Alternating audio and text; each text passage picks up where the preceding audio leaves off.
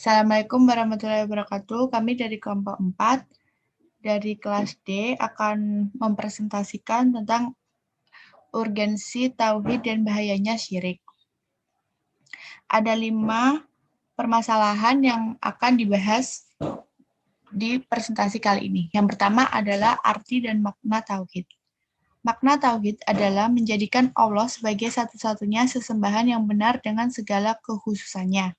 Dari makna ini, sesungguhnya dapat dipahami bahwa banyak hal yang dijadikan sesembahan oleh manusia.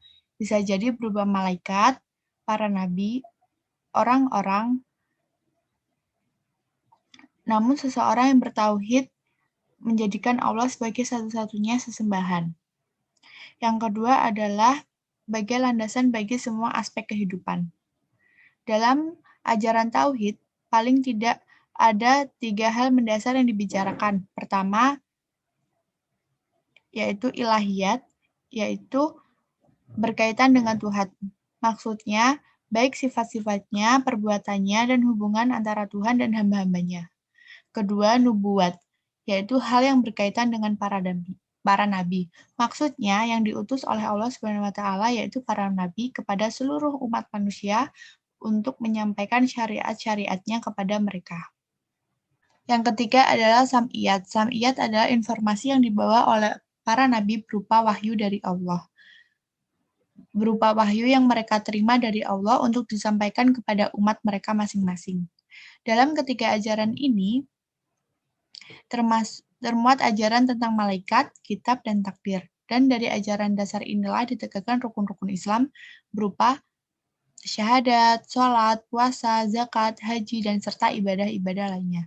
Sebagai pelengkap sekaligus penyempurna disyariatkan pula yang namanya ihsan. Apa sih ihsan itu?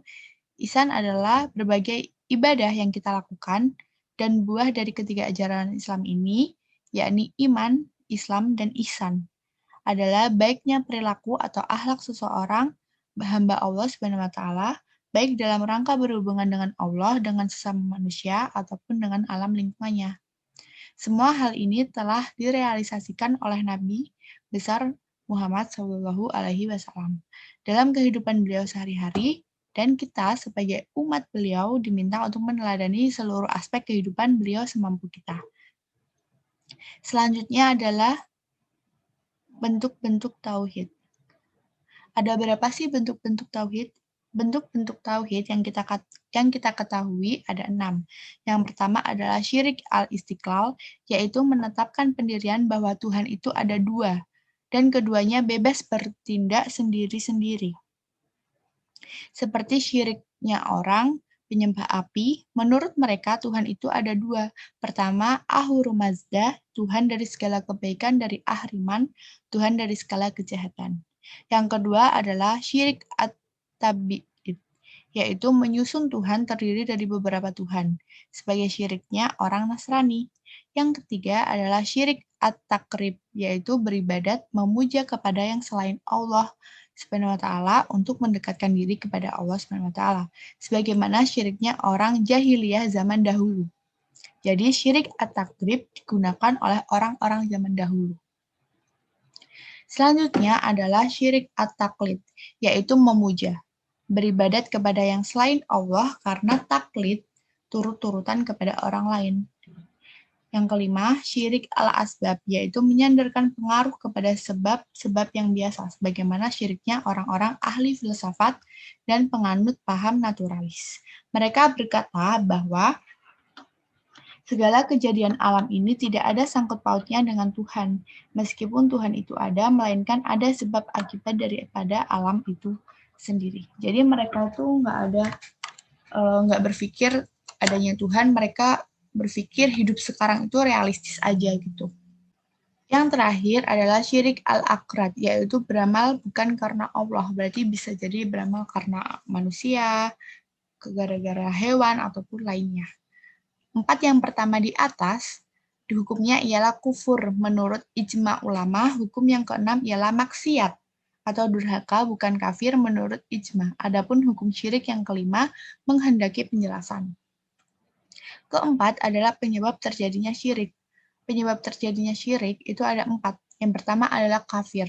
menyembah Allah Subhanahu wa taala dan berislam melainkan beragama Yahudi, Nasrani dan agama-agama lain di luar Islam. Yang kedua adalah menyekutukan Allah atau menyembah, meminta dan menghamba kepada hal lain selain Allah. Ketiga adalah riya dalam beribadah, yakni beribadah tidak semata-mata diniatkan karena Allah, melainkan karena orang lain.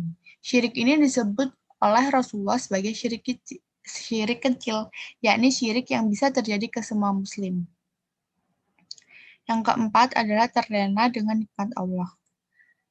Maksudnya gimana? Kita bisa saja lupa bersyukur kepada Allah, sebagaimana kisah Nabi Adam dan Hawa yang memiliki putra, namun lupa bersyukur. Selanjutnya, yaitu cara Rasulullah menangkal syirik. Bagaimana sih cara Rasulullah menangkal syirik pada zaman Rasulullah dulu? Jadi, Nabi Muhammad SAW sejak masih berusia anak-anak membenci segala yang berbau menyekutukan Allah, termasuk perangai menyembah berhala, tak sekalipun dan tidak sedikit pun beliau menaruh simpati pada tata cara ibadah kaum musyrik, apalagi mengikuti mereka. Dikisahkan suatu kali seseorang pernah menyuruh Muhammad SAW untuk ikut ke tempat pemujaan berhala. Tapi Muhammad kecil menolaknya. Kisah ketegasan beliau saat masih seusia anak-anak remaja disampaikan Ibnu Jauzi dalam kitabnya. Di sisi lain, Rasulullah SAW mengajarkan sebuah doa untuk melindungi diri dari syirik asgar atau riya. Rasulullah SAW bersabda, "Wahai sekalian manusia, jauhilah dosa syirik, karena syirik itu lebih samar daripada rayapan seekor semut." Seseorang sahabat bertanya, "Ya Rasulullah, bagaimana kami dapat menjauhi dosa syirik sementara ia lebih samar daripada rayapan seekor semut?" Rasulullah SAW menjawab, "Ucapkanlah, Ya Allah, aku berlindung kepadamu dari perbuatan syirik yang aku sadari, dan aku memohon ampun kepadamu atas dosa-dosa yang tidak aku ketahui." Sekian dari presentasi kelompok 4. Terima kasih. Wassalamualaikum warahmatullahi wabarakatuh.